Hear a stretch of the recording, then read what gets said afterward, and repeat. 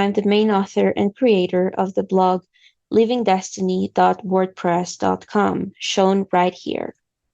This YouTube channel is an extension of this blog, which I created for the purposes of raising awareness and sharing my personal story and my criticisms of the Destiny cult and its derivations, meaning its branches, projects, companies, and groups that have emerged out of it and which are dedicated to spreading what's called the Destiny message, in particular TechnoTutor and Self-Perfected.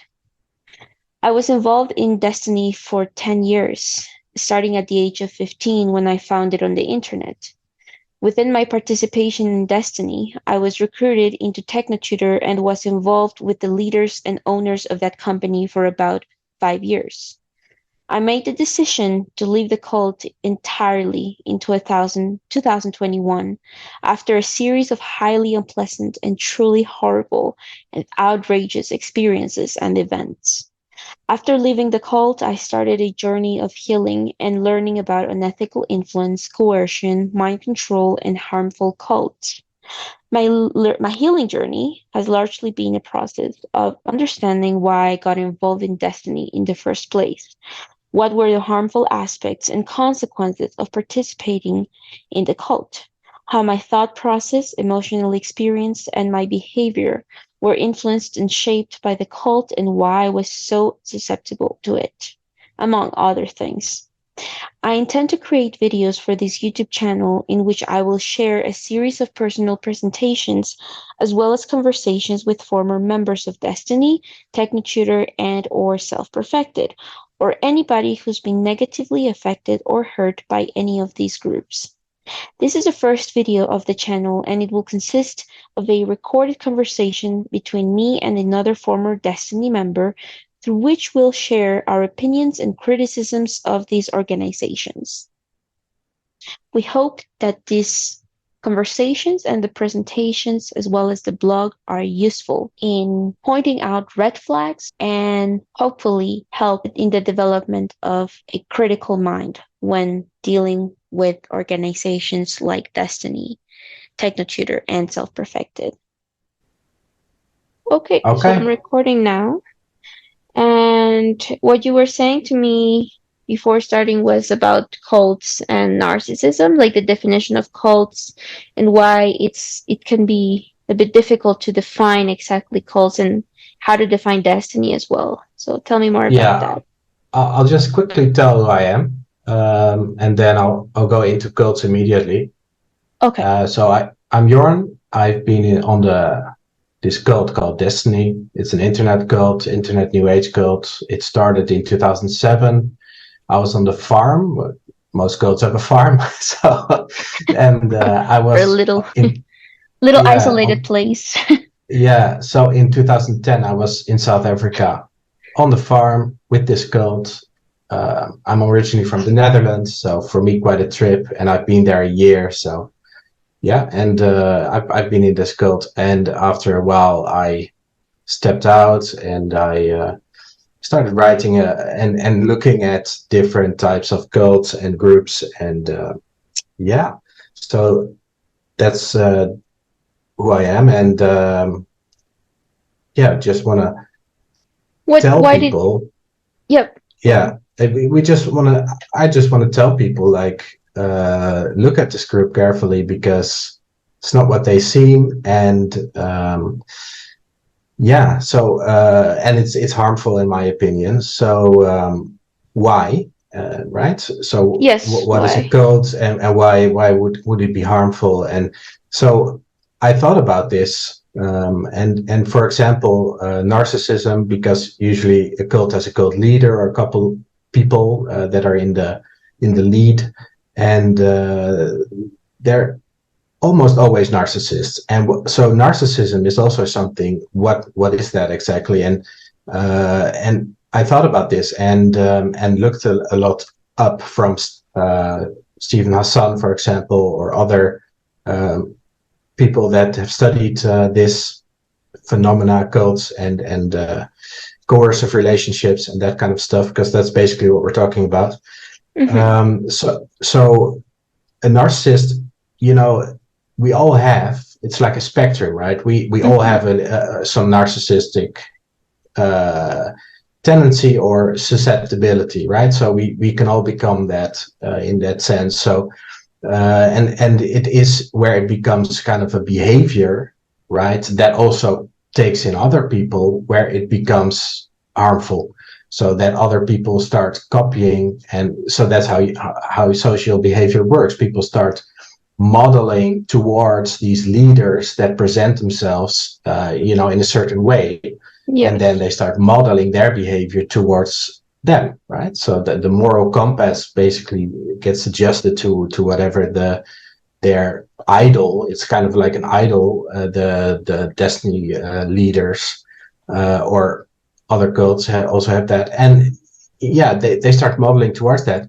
And a cult, in a sense, is just okay. You have a kind of an isolation from regular belief, or you have a special kind of idea, and that's on itself not even immediately a problem.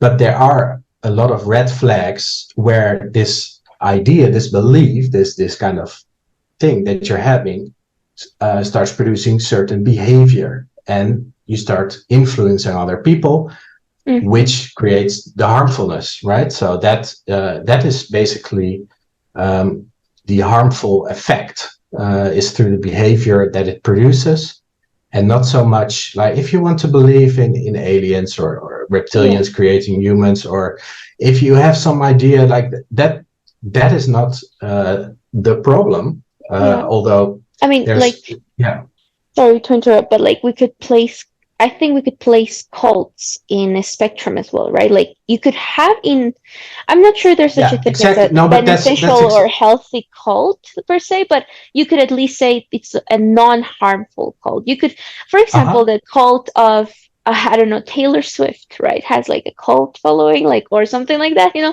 fashions or trends and things like that. The word cult is used nowadays very a lot, like in the media, but not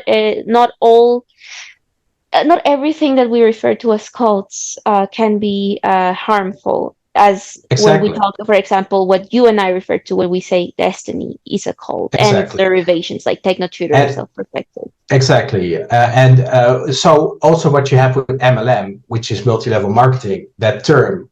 So when it's on Reddit or when there's talk about that, they mean the harmful kind, that lures in your friends and family to buy bullshit products, right? So MLM on itself is not harmful, but of course it's meant the harmful kind, right? The pyramid kind of schemes and that kind of MLM. And the same with cults. I guess some people would argue all of them are because of the structure in itself, right? It's like, but that's maybe another topic we can dig in. But you can already sense like that is this, you can differ from opinion whether that is actually something that is on itself, but that's a whole different matter. But so when we talk about a cult, we mean the harmful kind immediately. So that the harmful kind is where there's manipulation, people are getting isolated, and with Destiny you definitely become isolated. It's not compatible with anything that's established knowledge. It goes basically against anything there is. And how in many ways it's antisocial, I would say. And antisocial, and basically anti-cultural, right? Because it goes against anything that people everything is programmed and pre-programmed and made to control you or whatever, so that is kind of their way is to kind of isolate people from what they know, and they have the answer basically. That is how it's presented. So how did I get into it? So I was a lot into the alternative history kind of thing and conspiracies, and it was a period of time where I was just kind of reaching right to get answers that that are a little bit beyond what you can actually know. So a bit of the X-File kind of mindset there. And so how Destiny does this is very because Destiny was called Destiny Productions, right? Was their Yes. original name. It's in a lot of videos, you can see it. And this is why Destiny is a product, right? And it has a target audience. And what is also very important to realize is that Destiny started as a group with selling software that Bernard stole from his brother, and they oversold it, exactly what TechnoTutor does now, for a lot of money to parents by convincing them that their children would become, or that it has some very special ability to make their children geniuses. Yeah, I mean, immediately I want to say that if you put that on your children to become a genius, that's just child abuse, in my opinion. But but that's something else. But what is mainly Destiny does is, so you have channeling, for example. So Destiny has this whole thing about channeling where they say, oh yeah, channeling wasn't practical, we removed it, right? So now there will still be channeling, right? So you won't notice any difference, but there won't come anything useful out of it, right? So this is how they divert. So they take people that are interested in channeling. Yes. And then they say, look, you don't have to look anymore at that. We got it, right? So we got the better version of it. Well, the way we said it last time when we spoke is that they have a target audience, and like the target audience are usually people that are, for example, like usually new age people who are interested in maybe conspiracy theories, new age, spirituality, but let's say new age. And they take words that people are familiar with in those communities, and then they would say, in a way almost like recycling, they would take the words in to attract the people, and then they refill the meaning of those words, so that you end up with an entirely new belief system. But like it's a bit of a sleight of hand in taking. Yeah, they hijack. I'd say. Yeah, like the vocabulary. They hijack it. Yeah. They hijack and recycle the vocabulary that people are familiar with, and they also do recordings about like Jesus and the Bible and what certain points that or the Bible or Jesus or religion said meant. So they redefined a lot of what many religions and many spiritual like leaders and systems of belief say, and they hijack and recycle it, and then they give you and give you an entirely new system that they tell you, oh, we're not doing that. Like, we are channeling, but this is not called channeling. This is called portaling. This is not channeling. So that's So the target audience is, we talked about it, it's like people that are on the fringe, right? They want to have those special answers, aliens, channeling, reptilians, new age, reptilians. Yeah. So the whole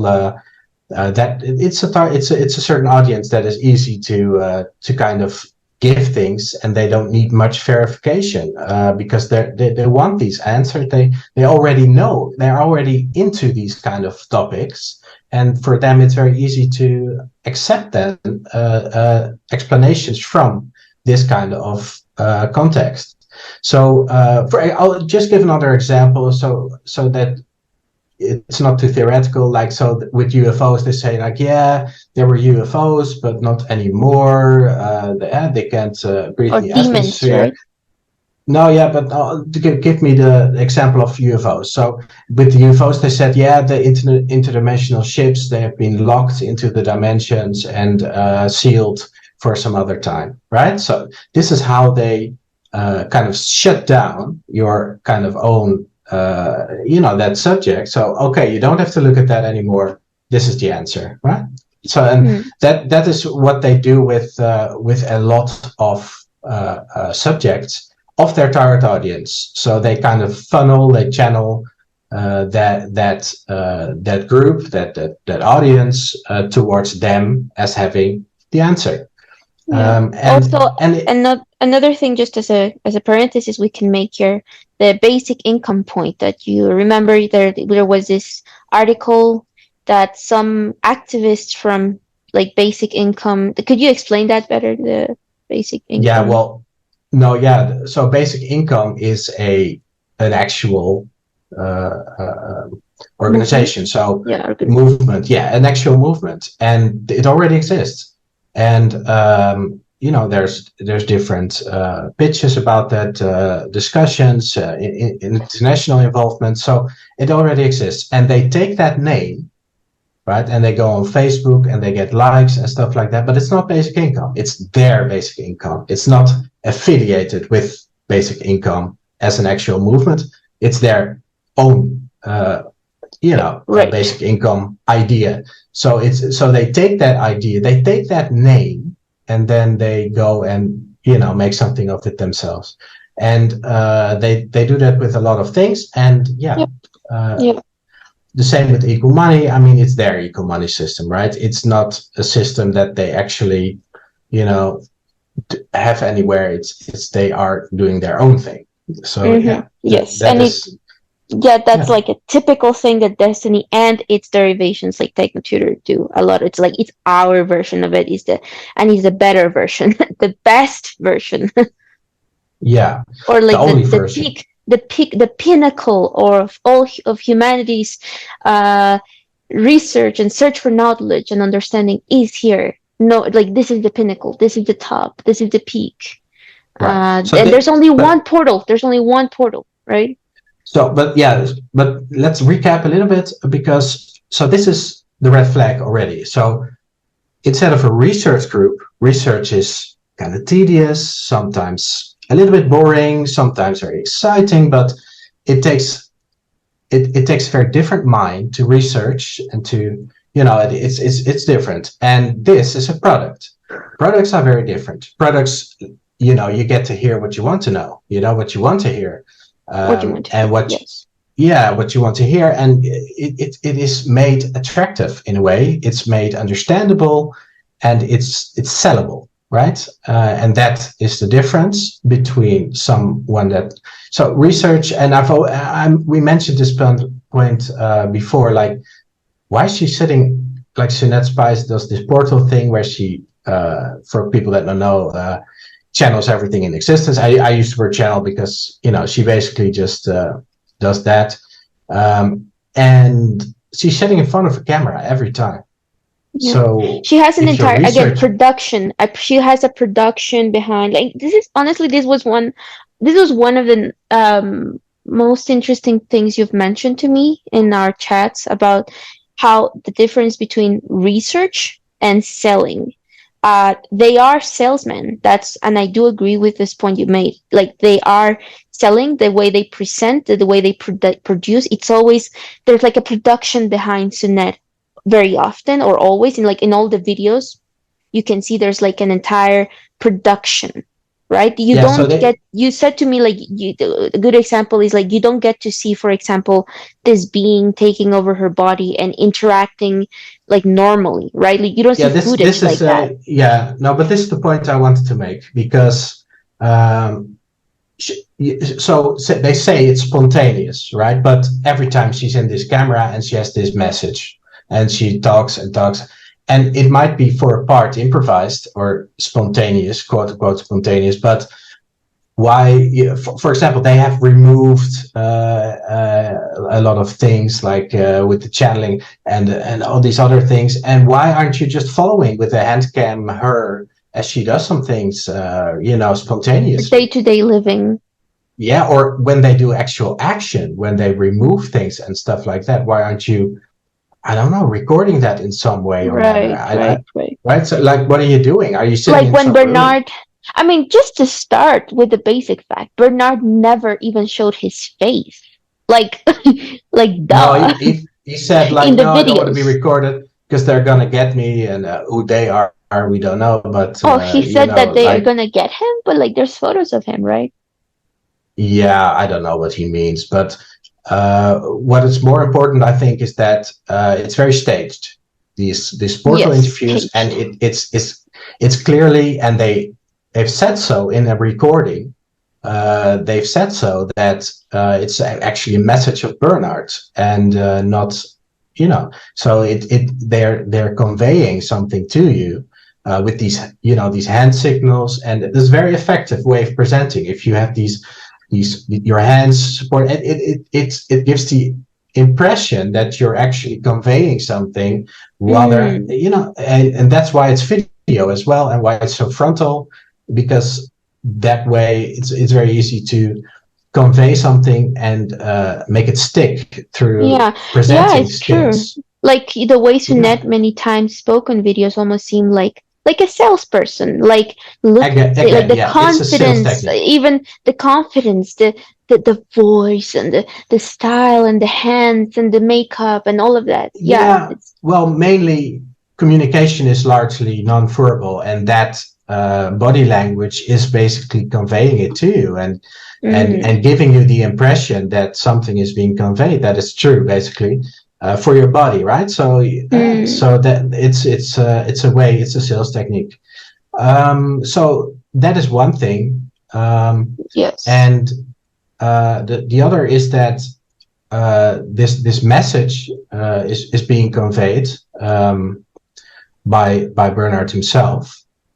And they say, for example, in a recording afterwards, like the breathing in and breathing out, which is done so elaborately in the portal interviews, like with all these people, that she breathes in and she gets this being, and then after it's done, she breathes out.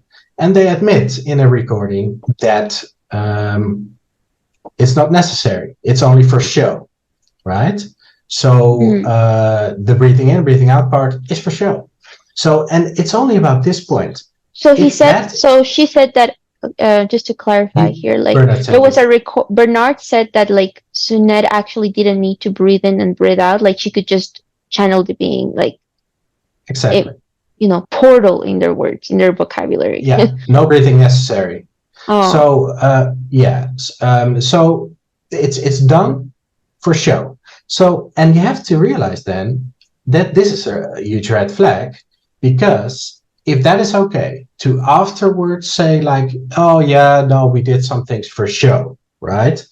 If that's okay, if that's acceptable, what else is acceptable then to put in, right? Just to whatever. Which is very similar to what TechnoTutor does. Avery would say to us that, they would keep certain facts from people in the beginning to take them through stages in like introducing them to the process and leading them to a point here and there. And some of it is just a form of manipulation, so people get like, they actually admit that they are using manipulation techniques because, well, ultimately, ends justify the means. So it's okay to manipulate a little, it's okay to lie a little, as long as you're taking them in the path. That's all right. The means justify the end. The ends justify the means. The ends justify the means. Yeah, exactly. But that's a lot done in certain groups, like cults, that you're doing something. It might be abusive, might be manipulative, might be you're doing kind of crazy things, but it's to accomplish something great, right? So then it's okay. And the thing is that the means create the end. So that's why I kind of that is, the means is already in a way the end. So that is basically how nature. I look at that. I mean, it's your nature as a group. If you're saying that your means is manipulation and deceit, but well, ultimately it's for what's best for all, or somehow help the individual, whatever, transcend this or that. Ultimately, what you're doing in the actual action is deceiving, is manipulating. To have some kind of separate idea that is somewhere in the future, that is some kind of end, which is not touchable. It's not, you don't even know if that will actually be the end, because it might change as you're doing, right? As you are applying and finding out. So the means is what creates the end. So you might even get somewhere completely different. So you never work from the premise of, oh, this is the ultimate end. You check what you can do towards some ideal or something you want to accomplish. But that might always change, and that's why the means create the end. So it depends, right? How you use it and what happens, what you discover, which is also something that happens if you are working towards something. You discover, you you progress, you evolve, and then you start to see the end through the means, right? Yeah. But Well, I that's mean, a separate issue. Yeah.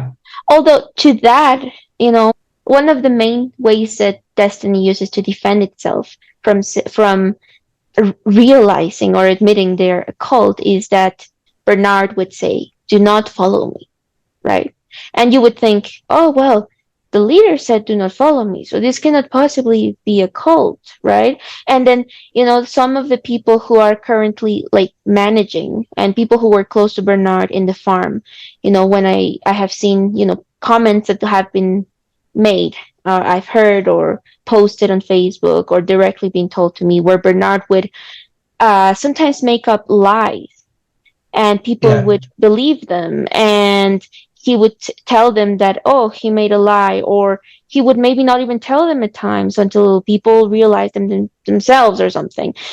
Somebody on Facebook from the core group of Destiny made this post saying that Bernard created this spider web of like lies and truths, and like we were all sort of trapped in that web of lies and half Yeah. lies, half truths, and like the breaking through that web is like our responsibility in a way. That's the kind of message Yeah, it they're sounds giving. like a person that's pretty far into the rabbit hole, if I may say that.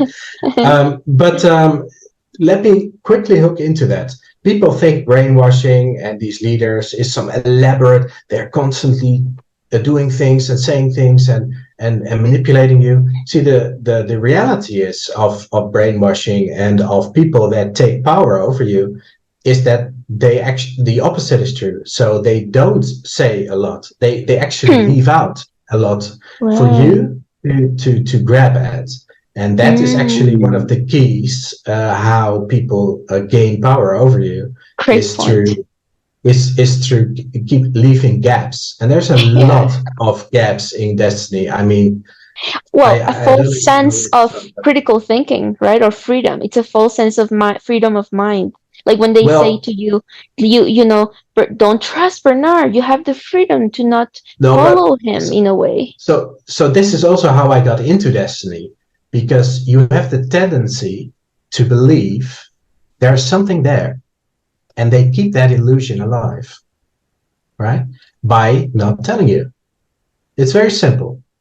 So that is an attraction, it's a kind of mystical person that you keep up, and that is what creates power. It's a way to control people, and that Mm-hmm. is definitely at play with this with how this With, group operated, yes. because they do it kind of differently. I mean, but still they have the same videos up, that tell you that you don't need more than 4 hours of sleep, and that your friends are not your friends, and they have all these kind of weird things dropped in there that Yes. have no Well, basis and are just, and then they say they changed, but the same shit is still there. So Well, I don't buy it. to supplement what we are saying here, I actually, I'm reading this book, Opening Our Minds by John Atack, and I'm going to read just a short quote from his book because just thought of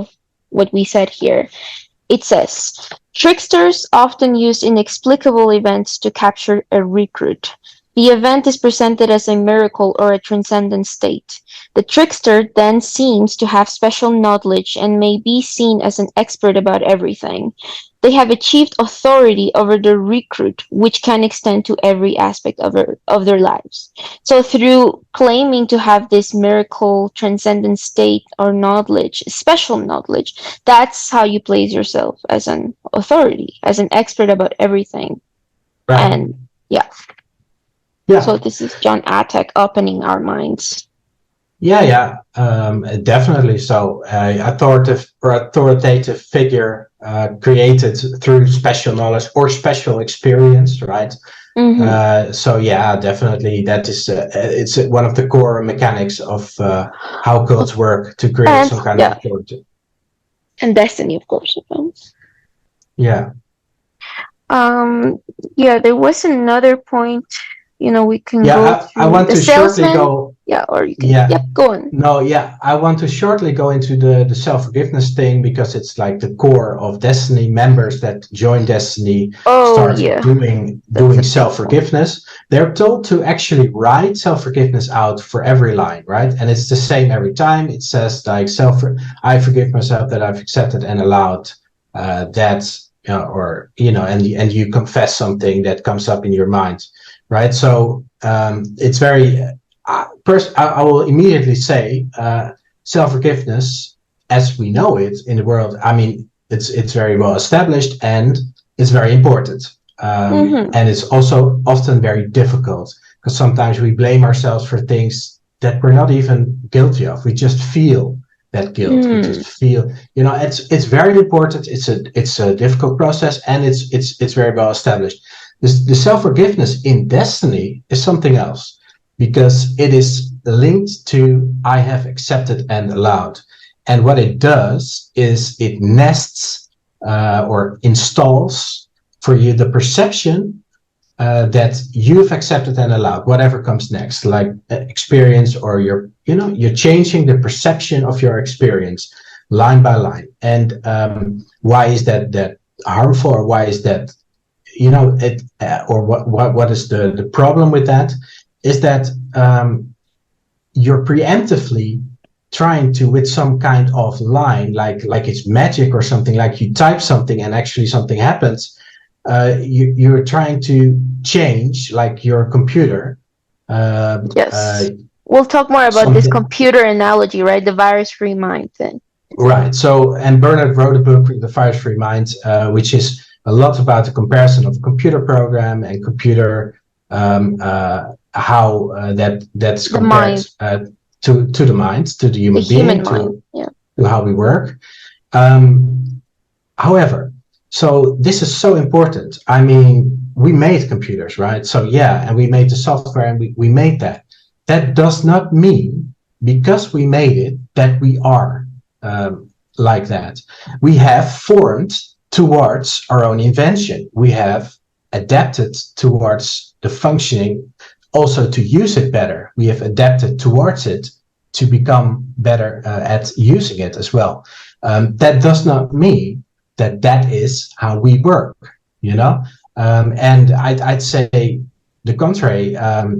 A lot of things that Destiny says with the brick wall, and it shows that having some kind of chaotic method, or things where you have to improvise, is what improves intelligence. So the opposite is actually true from what you think, what a computer would be optimized to do, is like defragmenting, right, and sorting everything. And in a human being, often it's the creative part that needs to be stimulated, which creates the most potential, or releases the most potential, and then that actually has the most, and anything that dampens your creativity. Even though there's some jobs that really require this kind of very strict working, very, very methodical, and very scientific, very data ordering and sorting, and very meticulous mathematical precision. A lot of the things that make us human are the creative parts, where we look at new ways to look at things, where we have different perspectives, and what people call think outside of the box, or that kind of stuff is extremely important as well. So I'd say that for anything that you do, you want to look at the whole picture, not just one aspect of the human mind, which is in a way computer-like, but there's a lot more, and that I think is thoroughly missed by Bernard Poolman. Like the way that the people also start talking is almost robotic, is my opinion. Sorry, but yeah, no, for sure. Like, just to help you get back into your line of thought, you were talking about self-forgiveness, and I can read what you said to me. You said, The way it works is that you reinterpret your experience as being caused by you, being accepted and allowed by you. The idea here is that you stop accepting and allowing what is happening to you. They call this self-responsibility. Now, something that is harmful about this approach is that, say, someone is depressed or fearful, which, by the way, this happened to me. I'll go into maybe more detail once I talk about my story. Um, do you simply say stop it, like stop feeling fear or stop being depressed? Of course not. That's not how it works. Many experiences are about a traumatic memory, or in less extreme cases, just a memory that you have experienced that caused you to feel in a certain way that is repeating now as something you fear will happen again. Self-forgiveness in Destiny isn't about self-forgiveness as we usually normally know it. It is about the accepted and allowed part, you said. All your experiences become your accepted and allowed reality, and with that, only your personal experience changes. Without understanding the causal factory that involves understanding external reality. That's what you said. Exactly. The causal factor, the why, it's very undervalued within Destiny. So the why, and that is extremely important. So first off, that when you have an experience, there's always an interaction, and it's about understanding what is happening, and the context in what is happening. And of course, there's a part of you that is contributing to that, but the actual change is by seeing what things you can and can't control, and also understanding the situation, why it happens, what is the causal factor of what happened to you, and understanding that. Because of that understanding, you'll learn, you'll grow, and you'll change. And identifying destructive behavior, acknowledging that, already you'll be like, all right, this is destructive, and what's the cause? Why am I doing this? And you're not aware of it. And by becoming aware of it, hey, this is destructive behavior, this is not healthy, and what's happening to me, that is the first step into that change. And when you do have problems, psychological problems, often you cannot do it yourself. And yes, you can do a lot yourself, but some problems really try and find a psychologist, some professional that you have a good connection with. Yeah, and this work is with those problems. we can touch on this point because this is like a huge point at, like, for me especially, the point of professionals versus like the buddies that they have. They would say, sure, you cannot do it all yourself. That's why we have these buddies. And now the salesmen, right, in TechnoTutor, they're like in some ways like the buddies as well, right? Well, but they're not professionals. And we can touch on that a bit later because this is so important, but just continue on this causal factor. So understanding the context, understanding what parts are your own making, and amplifying your the misery, and so that is also important. But it is that difference between things that you cannot control that happen to you, and also things that you have caused, and maybe unknowingly, right? So it's not like you consciously accepted and allowed all this to happen. That's the point. Right. If you know it's destructive and it's killing you or whatever, you're not going to do it, and it's usually because of a certain causal factor, so something you suppress, or certain other problems that are often not so easily. I mean, the most problematic, I think, about then following Destiny from that, because they have this stance against psychiatry and psychology, but they use it themselves, like the typical hypocrites that they are. So the problem is that if you have some kind of belief that you're working on some kind of traumatic core issue, but you don't actually know what you're talking about, you haven't consulted any professional about this, but you now have some kind of belief that you have worked on some core issue that is the problem, and you have not actually worked with someone that has experience in that field and with that kind of method, Or you know then what? At least somebody that's not in the cult to start with, you know. yeah. Sometimes So, even your but family members can be of no, more but more what I you mean, know. is when it comes to really a kind of trauma, is what we're Yeah, talking for about. sure. So For sure. this is an actual psychological problem. There are methods for that, and there are things that have been shown to work. Does it work for everyone? No. I mean, it is not something that is like a one size fit all. But there are methods that work, and there's very specific ways to go about it. And that's the reason why we have this profession. I mean, please give some credence at least to the things that have been Oh, that established, yeah, that already exists, a system that's already in place. and at least try to go into a conversation about that if you're actually having psychological problems, if you have things that you think you have to need some help with, because this Well, group is not going to do that for you. And I the one mean, size fit all solution to self forgiveness and so on, it doesn't. It's just it sounds very nice, but it's in reality it is just complete nonsense. well, but you know, in their defense, you know, they're gonna say today, you know, they're going to try to wash their hands off, you know, the past of Destiny and the claims that they did years ago, and now they're gonna say that no, no, today we do not expect people to see Destiny as the only solution. People are free to try all these methods, and you know, like now they present this facade that you know Destiny is not what is you know the only solution. There's many things, and you don't need to be a Destonian.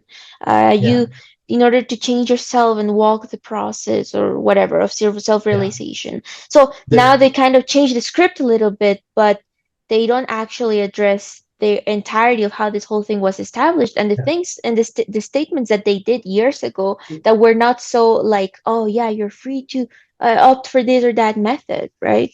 No, but no, this is the problem. If you start going through the videos of Destiny, through the articles, through the material as they call it, right? Mm-hmm. You get into a kind of idea of what the afterlife is like. And the people, like they call out Jimi Hendrix, that they follow the name of Steve Irwin, all these people that Oh yeah, use, Bob Marley, Hitler, everyone's just there. Marilyn yes. Monroe. So, and what they describe is their process in the afterlife, like their realizations, right? Right. So, and now you get hooked into a system where you believe there's something after the afterlife, and you have to do what they, experience. So you're getting steered into, hey, you have to do this anyway. This process doesn't matter if you join Destiny, but this is the coercion part. You kind of Well, have yeah. to if you believe that, right? Because you really don't have a choice, Because because you have to do because anyway. Yeah, because they know the afterlife. I mean, you know, there's so much uncertainty and we're so yeah, limited as humans to but understand really what's going to happen in the afterlife.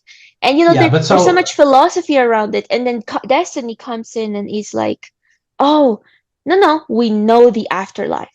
Like we are certain of it. We were there, and hey, there's only one portal. Like you guys cannot all be portals, right? Because yeah, somehow you guys are not trustworthy enough to be this portal. So there's no way you guys can verify that this afterlife exists and that the way they're presenting there's it. not. So That's yeah, the problem. There's nothing you can verify at all. So that's the difference. Also, in a lot of religions, there are texts and accounts, and that's kind of different. But without going too much into the yeah. whole religion thing, because that's a whole different Well, it's category. very relevant though. I'll pick what I find very signifying of destiny and of cults in general, is that you're subject to the laws of nature. You're subject to a bigger reality. That's it. You're not God. And if you believe in God or not doesn't matter. You are subject to the laws of nature. You are subject to something bigger. Your mind is subject to your body. And in that sense, you cannot overcome all that. And you're And not we're God. limited. We are We're limited. limited. We're We're limited.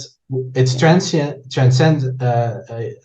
so it goes away, and you'll go. You have to learn to let go.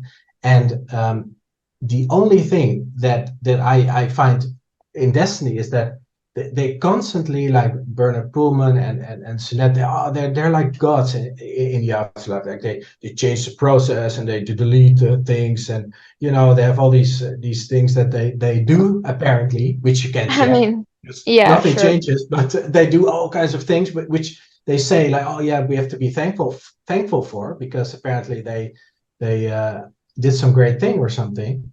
But there's nothing you can verify about that.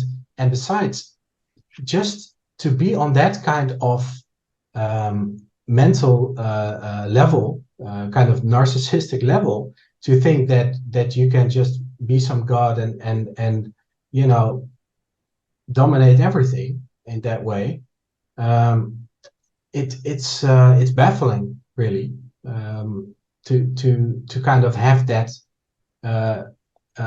belief of self-importance. And I believe they really believe that they that the idea that you can perfect yourself with these tools, that you are God, that you are the universe, that you are everything. So this is also very generally called, like, it's like the exploitation and over exaggeration of self-awareness, and yes. in that extension lies self-perfection, because awareness leads to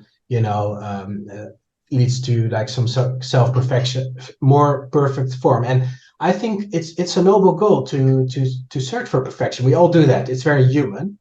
And the problem arises when it becomes like too much. And I think Destiny acknowledges that, or at least in my time, Destiny acknowledges that. But see, the beauty is that full self-awareness, is impossible. And that's because your experience is subjective.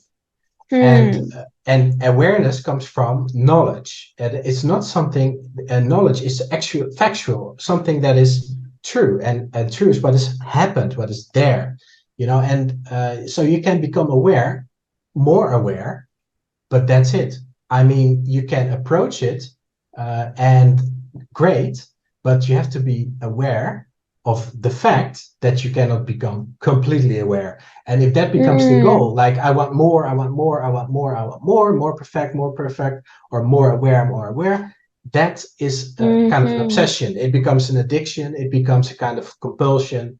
Yeah, and that is unhealthy. Yeah, it breeds things like narcissism as well, like, or it nourishes self-importance. it, self-importance. Well, I mean, what you just said about awareness, I think if you go into looking into or reading some of the most influential philosophers, you will find a lot of this understanding of awareness that you just said, I think. But when you're in Destiny, like, why bother reading the philosophers? Why bother like looking into really like the religions and what they consist on? Why really bother like reading that much? I mean, yeah, they will say, TechnoTutor and Bernard, it's like the tool for reading and improving your reading, blah, blah, blah. But ultimately, the ultimate truth comes from Destiny, the portal, the Bernard, and they are the ultimate source of truth. So one of the things I shared with you before is how the complacency, ultimately, that this breeds as well, the idea that you hold the truth, the ultimate source of knowledge, that you are this privileged, special, chosen people that hold this very unique access to the afterlife that nobody does. That breeds ultimately a lot of complacency and ignorance, because in like at some level you will stop being as inquisitive really as you were maybe before joining Destiny, where you're still looking at things and considering, right? I want to go back very shortly, and then I want to kind of end it for now. Maybe we can resume it in some other discussion. But self-forgiveness. So self-forgiveness is not, if you have some line that you type in a computer, right? It's nothing gonna happen. It's not some code in your head that is self-forgiveness. If you have some guilt or problems in the past, maybe not even something you did, you caused something, you feel that like you caused something, and you have this guilt and this regret, and you need to let it go. That is a process of acknowledgement, of understanding. It is resentment, and often that follows from the guilt. So and change in action as well, and all that creates a process, creates a understanding, and it creates an action, it creates a new behavior, and then you let go at some point, slowly, like naturally, organically, you let it go, and not because you type some line, and that's not what self-forgiveness really is. I mean, if you look at people that have these horrible experiences where they, were in a car accident where their child died, and they blame themselves all the time, even though it was an accident.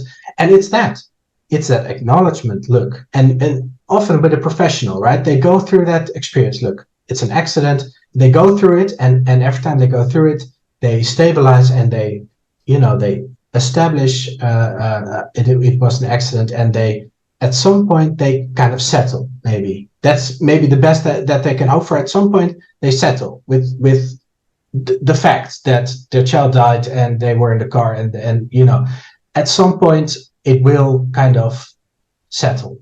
But and it's very complex, and self-forgiveness is not some magic that you can do with some typing something in a computer. Come on.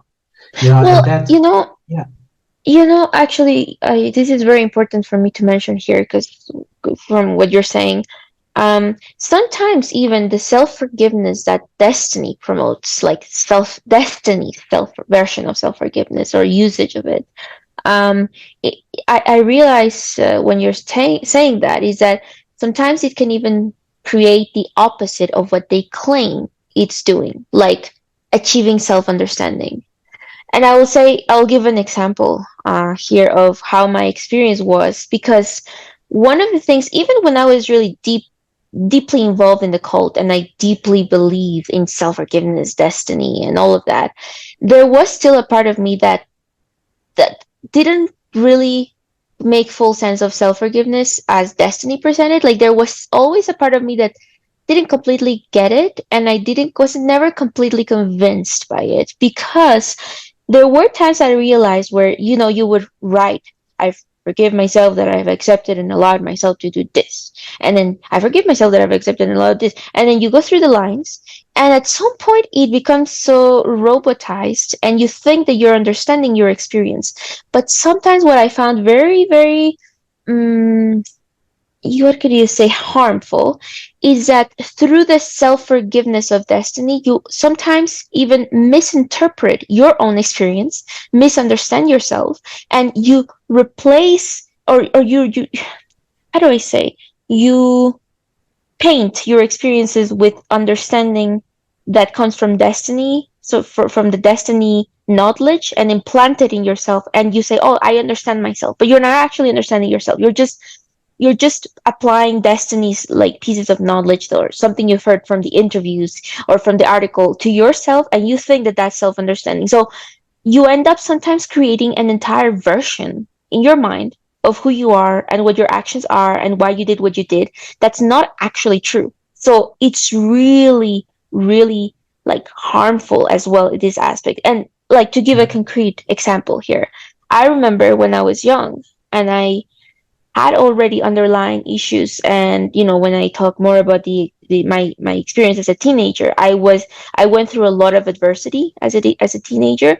which naturally made me feel depressed, because I was in a very adverse, violent, unsupportive environment, in school, at home. Everything was just hurtful, stressful, depressing, and so naturally I was depressed, right?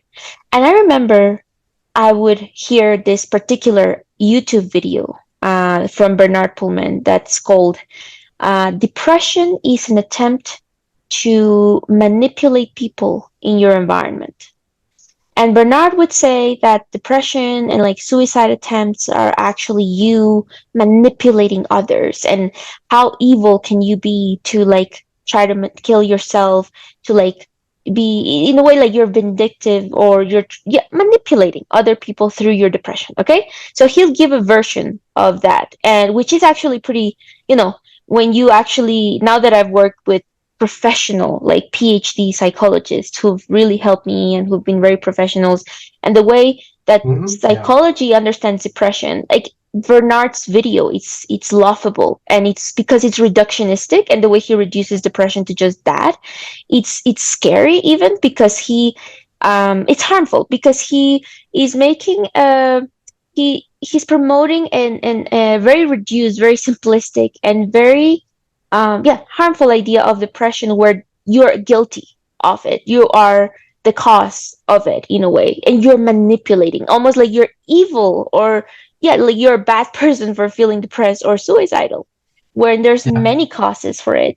It's so multifaceted, and there's many aspects of depression and many reasons for it. In my case, now looking back into my past, it was completely natural that I was a depressed teenager.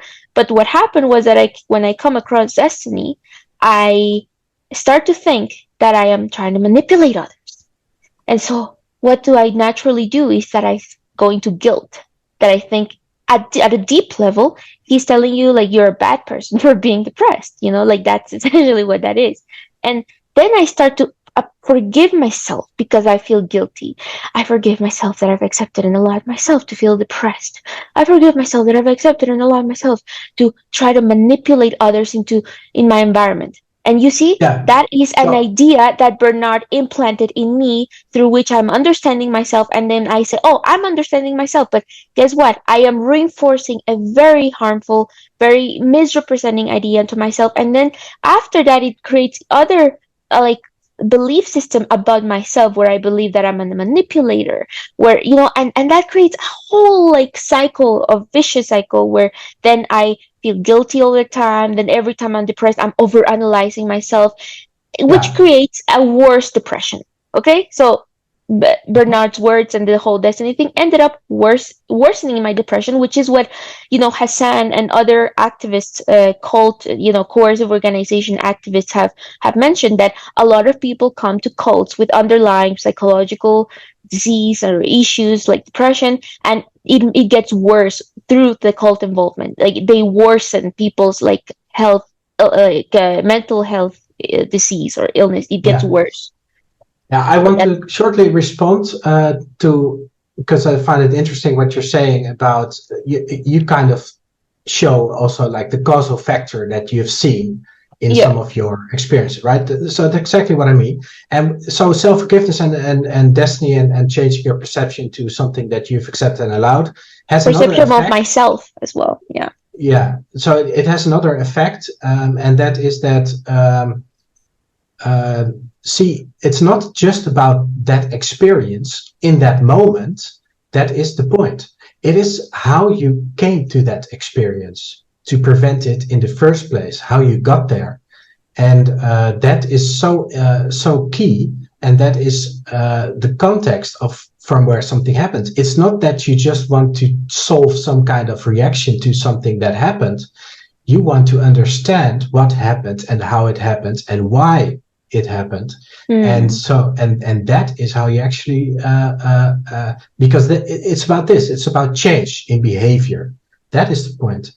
Behavior is the only thing that really matters in the end, up to a point. I mean, but still it is about what you do eventually and how you express in behavior. And by understanding what led you up to a certain situation where you had some experience or whatever, you understand that now, you grow from it, you learn, and you don't get there anymore. It solves the problem entirely. There's no self-blame, nothing necessary. And I didn't achieve this through like writing, I forgive myself that I've accepted it aloud. Like I didn't get to this point where I am, where I look at it and I understand myself. This I did not achieve through that Desteni tools and whatever cult system. Yeah. Yeah. So for me, I think it's a very useful discussion, and I hope some people yeah, we'll get something out of it. We'll maybe change their mind a bit if they are half in Destiny, or but I'm sorry to say, but I have very little hope that a lot of Destonians, if that they will get out of this kind of group. Yeah. And Oh, for sure. No, same. And I mean, so, this is just the first conversation. We touched on, general points. There's still a lot more that we can talk about. I think the for me, when I was, like I told you, when I was thinking about, okay, what is the main point that I want to say about Destiny? I think the main or first point that I want to point at is the logic system, the way you're locked in it, and how sticky and how difficult it is to break out yeah, of and this how that system. creates isolation as well from regular, thinking, regular logic, and how that shuts down thinking. That's the logic system. It shuts down Which, critical and thinking. like I said, ironically, they always talk about common sense, but their common sense is actually not a common sense. It's a very isolated cult sense. It's not actually common. Because if you really talk about common sense, like you refer to like common, the population overall, Yeah, that but it's also experience. It's a sense. It's something that you have experience in the world, and you know what's good and bad. That's basically your common sense, and they make it as something that you have to adhere to as some kind of law, that they use that, and they make it to their own ends. I mean, a lot of things we can agree on, like there's a lot of poverty and abuse in the world, but yeah, that for see sure.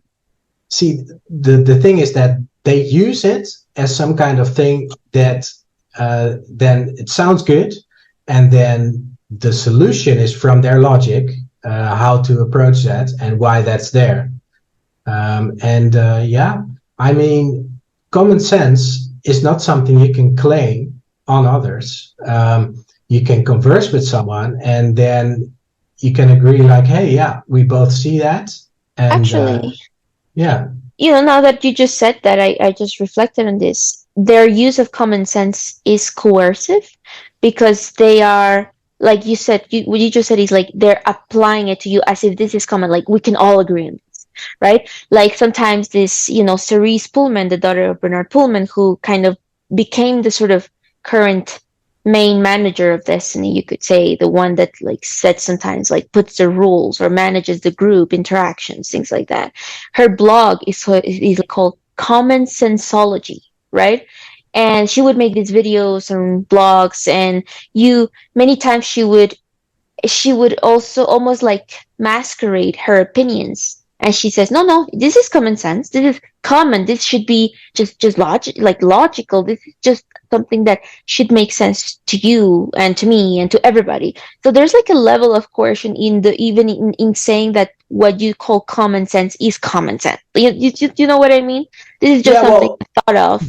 there is fact, there's truth, there's things you can observe that you can't deny, right? So, but Mm, that's one thing, and then there is interpretation, the solution, and how it came to be, and that is often much more complex, than just one cut and dry solution that Destiny offers. Like this one size fit all kind of thing is completely absurd. So that is a thing that, because so they take something out of reality, like that is commonly observable, a fact, and then they present a solution that and yeah, that well, I mean, by claiming to be having common sense, also it almost makes it so that you cannot argue against them because hey, it's common sense. Like, how can you argue against common sense, right? That's yeah why I say there's like level of coercion. I just thought of this. I'm gonna reflect on this more, and then we can dig in, like talk more about this later. But yes, the mm, the Destiny defenders, right, would often say today that, hey, we do not, they made a statement saying that we do not endorse or condone the use of or the imposition of Destiny as a one size fits all. That's what now they say recently in like 2020 something. But how Bernard, this is another thing I remembered in some of his videos, essentially the message was that if you do not transcend yourself through this process, through the removal of your programs and whatever, you will, in your afterlife, you disappear, you'll die. And this is something that they don't want to admit, you know, people who've been in Destiny for many years, that there's a lot of fear behind the reason why they are walking their process. Is the fear of if I don't walk my process and deprogram myself, I will never achieve my potential, or after at the moment of death, I will disappear. That's coercion.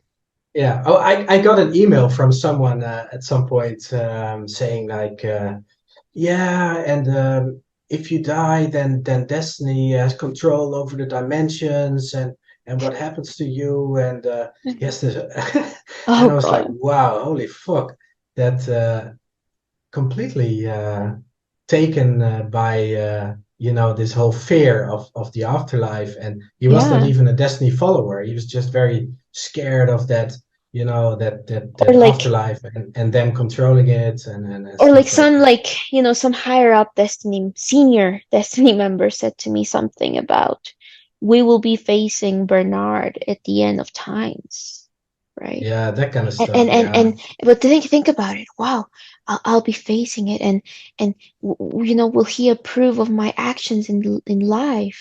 Instead of God, it's like Bernard. So, and yep, there's still a lot more to talk and dig into and try to talk about it from our experience, trying to warn people about this group and just how it operates and how it can be harmful. To people's perception of themselves, people's perception of society, and can easily lock people into a sort of weird logic system, like a not so logical logic system. Yeah, which is Um, isolated. yes. That's So, this is the thing about the logic system. Last point I will make.